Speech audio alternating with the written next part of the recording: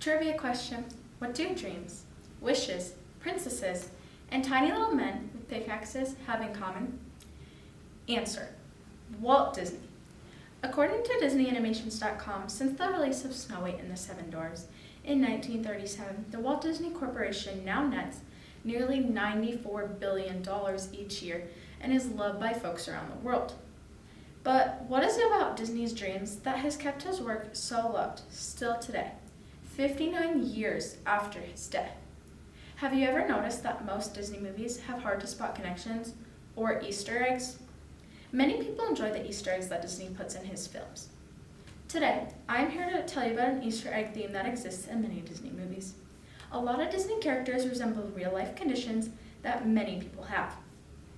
While there is no confirmation from Disney that these portrayals are intentional, a 2019 BBC article titled, "Did Disney Shape Your View of the World?" states that 85% of Disney movies contain some reference or portrayal of mental illness. So, let's say hi to Mickey and the gang and learn about the two types of mental health conditions. Then, let's take a walk through the 100-acre woods to learn about some of the most common neurological, developmental, and psychological disorders. Last, let's dive under the sea and explore how Disney can teach us to support people who are struggling with mental illness. And before we meet Mickey and the gang, it's important to note that the previously cited BBC article notes that opinions on whether exposure to mental illness portrayals in film and entertainment are mixed. While some criticize Disney's inclusion, others celebrate the pro-social modeling and importance of raising awareness in society.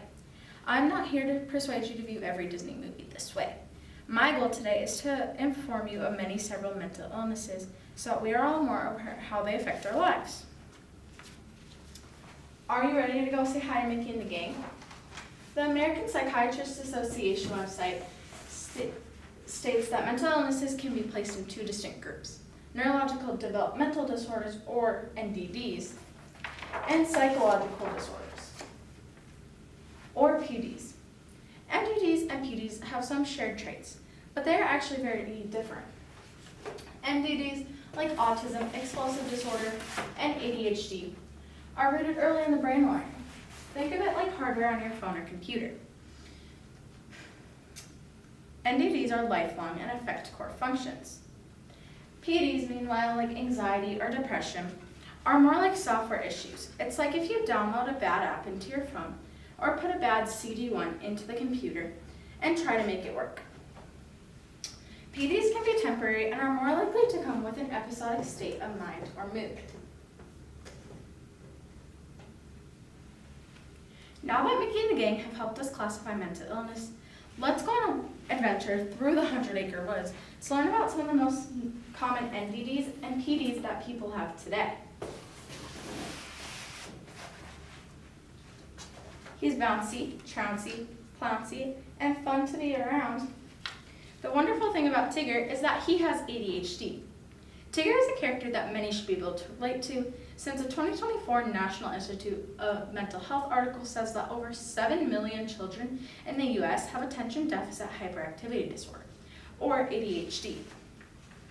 Psychiatrist.org states that ADHD and other NDDs can often result in angry outbursts, off-task or distracting behaviors, lack of impulse control, and differing views of reality or the world around them.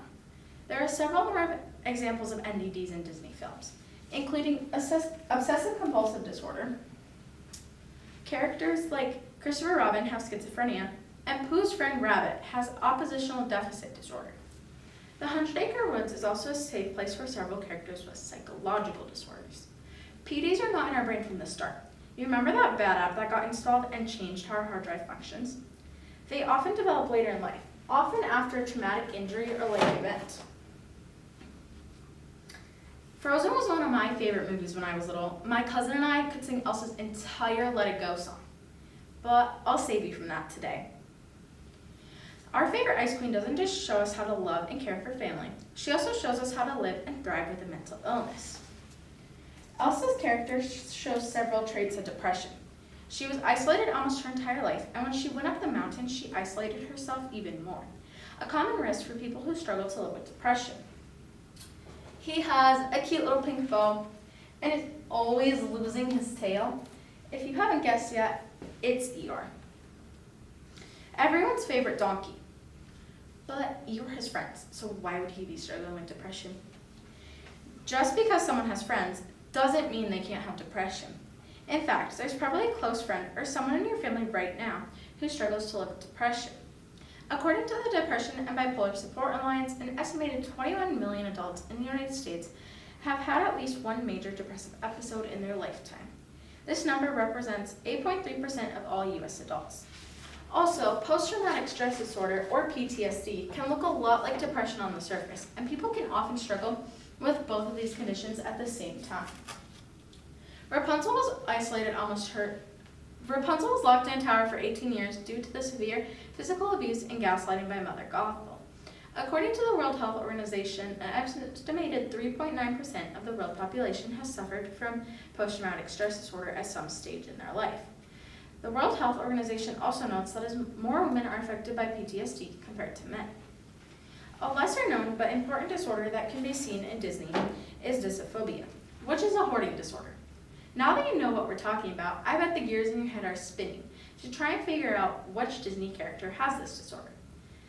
She has red hair and is everyone's favorite mermaid compared to her 6 sisters.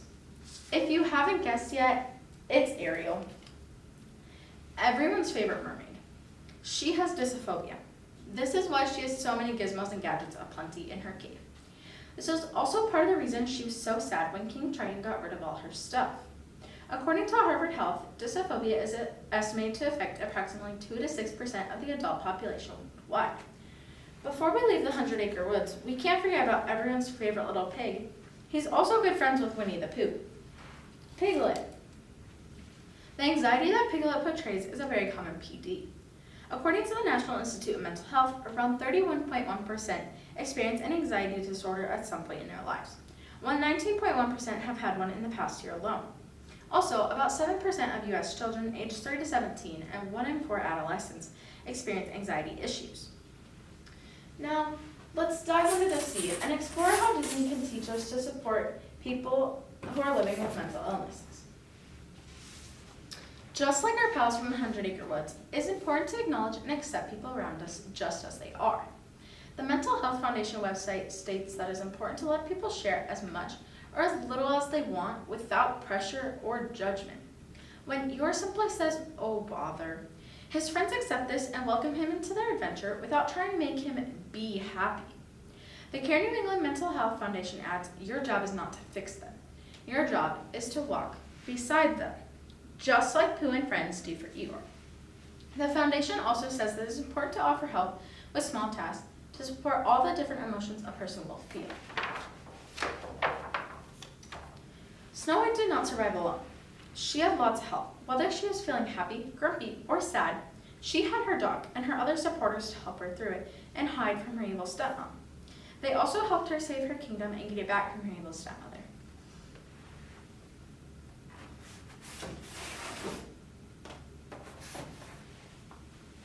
Today, we learned from Mickey and the gang about the different types of mental illnesses. Next, we visited the 100-Acre Woods to learn about many mental illnesses that are portrayed in Disney movies. Last, we dove under the sea and learned from Disney how to support friends and family with mental illnesses. Hopefully, next time you sit down and enjoy some Disney magic, you will see new ways to identify with each character. I know next time I watch Frozen, I will see Elsa and Anna in a new way, but I'll still have fun singing along when Elsa tells us to let it go.